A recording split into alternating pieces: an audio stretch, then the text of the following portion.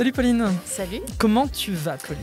Je vais très bien, je suis très contente d'être ici. Je pense que tu es un peu dans ton bocal, t'es habituée à des micros, de la radio. Un petit peu, oui, j'ai eu une autre vie avant d'être agricultrice et j'étais notamment co-animatrice, coproductrice dans des émissions et dans des médias, télé, Donc radio. voilà, ça te parle. Merci en tout cas d'être mon invité pour ce nouveau numéro de La Parole A, un épisode de nouveau initié par le Comptoir des éleveurs, média à suivre d'ailleurs sur comptoirdeseleveurs.com. Alors toi aussi, Pauline, tu as un média, on peut te suivre sur les réseaux avec Etho Diversité. Tu te décris comme comportementaliste animalière, vulgarisatrice, agricultrice, autrice, animatrice scientifique, coach agri. Il faut te présenter comment prioritairement? Agricultrice, éleveuse de vaches. Avant oui. tout.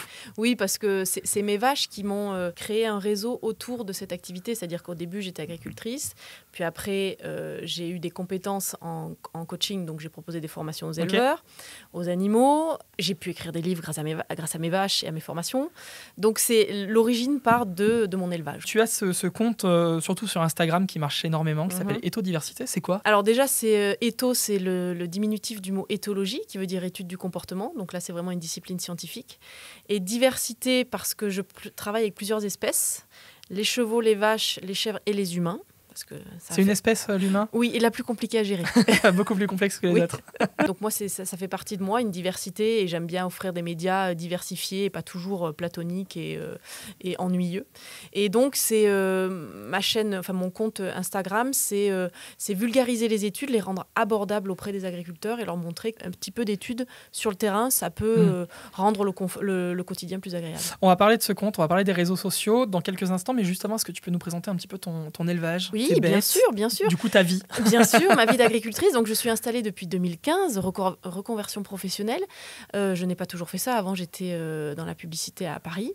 Et tu t'es dit, tiens, je vais aller dans le Cantal. Oui, voilà. Je fais le grand écart. Oui, une reconversion ultra simple à gérer. Donc, c'est une petite remise en question. Et puis, une formation. Donc, j'ai passé un BPREA à Brioude, dans la Haute-Loire, pour avoir un diplôme agricole et pour pouvoir m'installer. C'est là que j'ai rencontré mon futur associé. Donc, on est deux associés. Moi, je me suis installée en 2015. Donc, on élève des vaches allaitantes de la race Salaire et Aubrac. On a une centaine de mères sur 250 hectares dans le Cantal. Donc, sur des beaux plateaux plutôt beaux sur les cartes postales, pas toujours sur le terrain, parce que c'est pas toujours simple à gérer quand tu vis tous les jours. Il y a des contraintes climatiques et géographiques qui sont pas toujours simples à gérer, mais bon, c'est aussi le bonheur de vivre avec des animaux en plein air. Ça. Et du coup, tu appliques au quotidien ta méthode Etho Diversifiée? Oui, méthode qui est certifiée, qui est pour moi un label, et d'ailleurs j'ai plein d'ambassadeurs sur les réseaux sociaux qui jouent le jeu, qui ont été formés et qui mettent en avant ma méthode. Je trouve ça super sympa qu'ils fassent ça. Un tips, une astuce un peu là qu'on pourrait appliquer facilement? C'est le fait qu'on marche beaucoup trop vite auprès des animaux. Les bovins, ils ont une vision saccadée, c'est-à-dire qu'ils voient en image alors que nous, on voit en film. Et donc l'humain a une démarche assez rapide et souvent, on a tendance à mettre le bovin en stress. Et rien que parfois ralentir, ça met moins les bovins en éveil et ça permet de mieux les manipuler, d'avoir moins de surprises de leur part, des coups de pied, des coups de tête qui sont parfois un peu dangereux. Etho Diversité, en fait, c'est quoi? C'est une question d'adaptation à la bête? Oui. Je dis toujours à l'éleveur, les bovins se sont adaptés à nos conditions depuis des années. Je pense qu'on peut un petit peu inverser la balance et s'adapter un peu plus à eux pour travailler plus en sécurité. Alors, t'en parles énormément sur tes réseaux sociaux. Pourquoi t'as voulu justement te lancer sur Instagram et commencer à publier des posts par milliers? Alors, parce que déjà, je suis isolée socialement là où je suis. Je suis au fin fond du Cantal. Donc, diffuser auprès de mon entourage, c'était très limité, puisqu'on est déjà 70 habitants dans mon village. C'est pas énorme. Voilà, avec une moyenne d'âge très avancée. Donc, pas du tout intéressée par ce que je faisais. Et donc, le diffuser sur les réseaux, ça a été un moyen de sortir de ma ferme et de montrer que c'était abordable et de toucher des agriculteurs partout en France et même à l'étranger. Et comment tu juges aujourd'hui justement le poids, la portée des réseaux sociaux? Je suis convaincue que les médias, les réseaux sociaux bien utilisés, parce que parfois il y a des médias qui sont mal utilisés, sont des tremplins, des véritables tremplins pour mettre en avant des méthodes, des profils, des messages à faire passer, des moyens aussi de rassurer les gens, de leur faire comprendre qu'ils ne sont pas seuls. Moi, quand par exemple je parle du mal-être de l'agriculteur, des souffrances morales ou physiques qu'ils subissent dans les fermes, j'ai énormément de commentaires de personnes qui me disent merci pour ces posts, merci d'oser en parler, c'est un sujet tabou, les gens n'osent pas et toi tu tu prends des risques et merci. Ça casse un isolement Oui, qui aujourd'hui est tout à quand fait. même encore assez présent. Oui. Et tu parlais justement de maltraitance ou de sujets des fois un peu douteux sur les réseaux sociaux. Tu as un combat, c'est les challenges. Tu te dresses contre différents challenges aujourd'hui qui existent sur les réseaux et qui Oui. impliquent les animaux. Oui, alors les challenges où en fait on cherche à faire du buzz en ne tenant pas compte du bien-être de l'animal. Il y avait un challenge où le but c'était de surprendre l'animal, un bovin par exemple par derrière et de lui faire des gros câlins. Et en fait le bovin... C'est pas une super idée. Non, c'est pas du tout une bonne idée parce qu'il est surpris et dans son mouvement de surprise, il peut être agressif. Et une personne qui se dit « Oh, c'est simple à faire, je le refais ». Il fait ça avec sa vache, sauf que la vache le charge et ça peut causer un accident mortel. Donc les challenges où on ne tient pas compte des réactions et des comportements de l'animal, pour moi, c'est aberrant, il ne faut pas du tout les suivre. Oui, et puis au-delà de ça, ça engendre aussi du stress pour l'animal, Tout à fait, bien sûr. Une inadaptation. Oui, et puis une perception de au l'humain lieu, qui se dit mais l'humain en fait il est complètement fou, je le fuis plutôt qu'être dans la coopération, alors que c'est ce qu'on recherche en permanence dans l'élevage, avoir des animaux facilitants. Et quand on fait ce genre de challenge-là, ça casse un peu le côté relationnel. T'as jamais eu peur avant de publier un sujet, de te dire « Ah, là peut-être que je peux raconter une connerie Est-ce que tu t'es déjà posé cette question-là Je me la pose tout le temps. Ouais.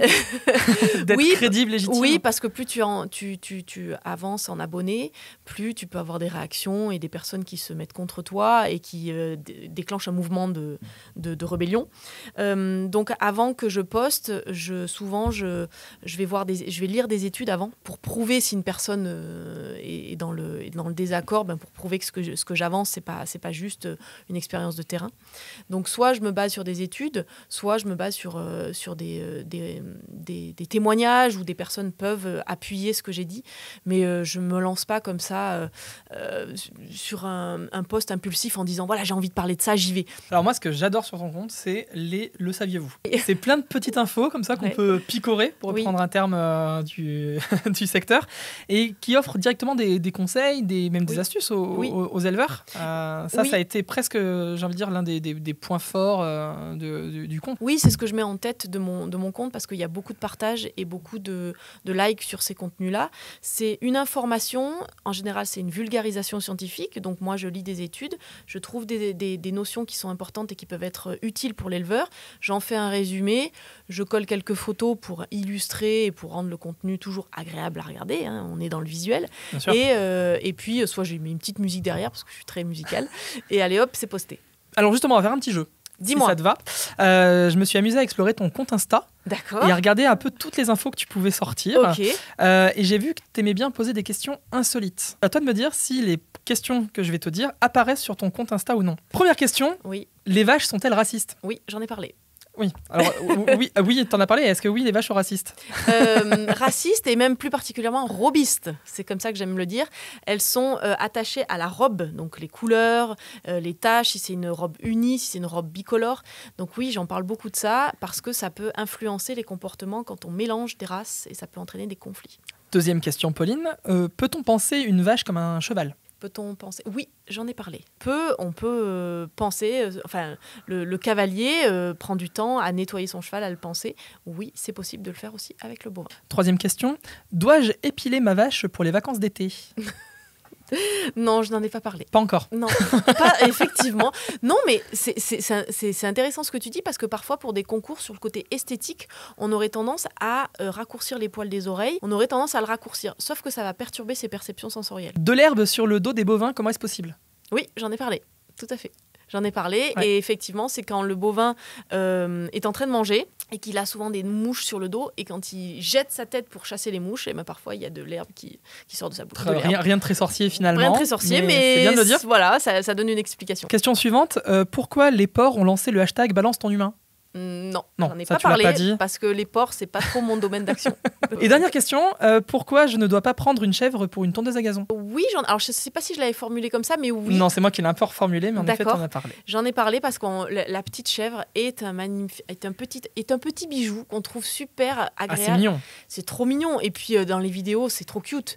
Et on se dit, ouais, je vais adopter ça, c'est trop mignon, ça va être super. Et en fait, une chèvre, ça peut vite devenir le petit diable, quoi, le petit enfer. Ça respecte peu les clôtures. C'est très délicat au niveau alimentaire.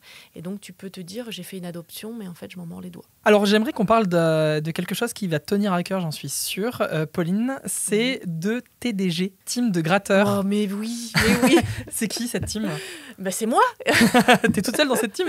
Non, on est très très nombreux. Enfin, moi, je suis à la tête de la team. J'ai fédéré autour de moi des gratteurs. Donc, c'est pour ça que je les appelle les teams de gratteurs. Parce qu'en fait, je mets en avant le fait qu'il faut toucher les bovins depuis le plus jeune âge et sur certaines zones, donc garrot ou base de la queue. Et quand tu travailles bien ça, tu peux considérablement améliorer ta relation avec tes bovins et faciliter des soins, parce que c'est quand même l'objectif. C'est pour ça que tu vas privilégier plutôt certaines zones que d'autres? Oui, tout à fait. Parce que ces zones-là ont des vertus apaisantes. Quand tu sollicites les bonnes zones, c'est comme si tu injectais un sédatif à la vache. D'où le slogan « gratte, soigne, gratte ». C'est ça. Justement, on parlait bien-être, beaucoup bien-être animal, mais j'aimerais bien aussi qu'on parle de bien-être chez les agriculteurs.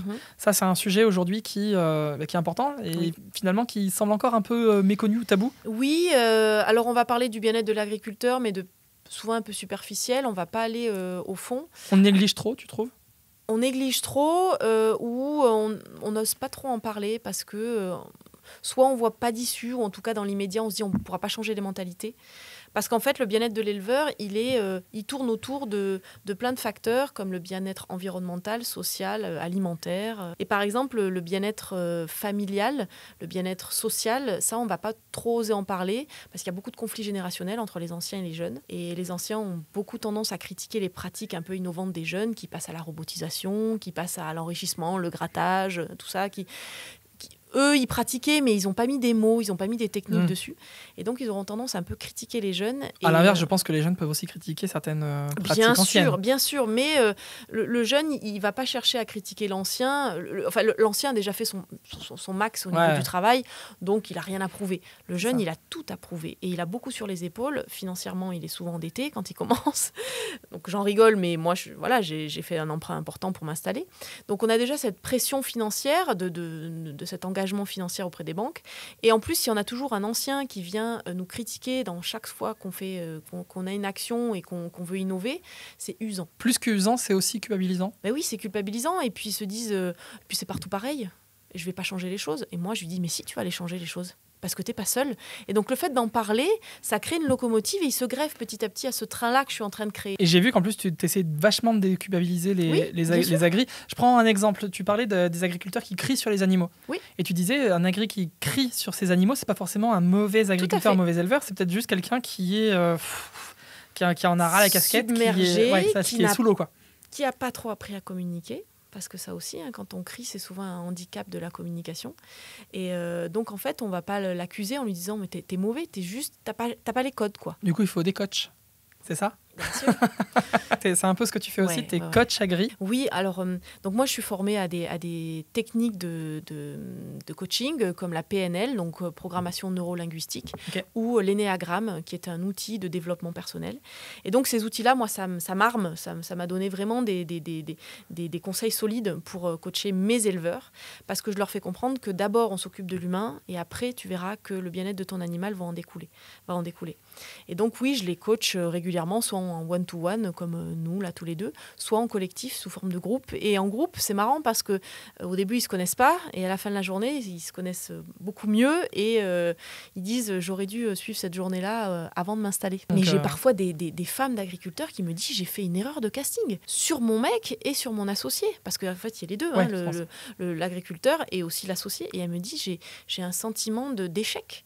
Alors je dis « bon, on va essayer de comment rétropédaler, comment reprendre confiance. Et puis surtout, quand tu cherches en fait, d'abord change-toi toi, et tu verras que l'autre changera. Parce que si tu cherches de changer l'autre, mais que toi, tu fais rien, en tout cas, tu te remets pas en question, c'est plus compliqué. Donc, alors ça, sur le papier, en théorie, c'est facile. Oui. Ça paraît simple. Oui. Mais comment on fait en pratique? Le conseil que je donne beaucoup, c'est l'empathie.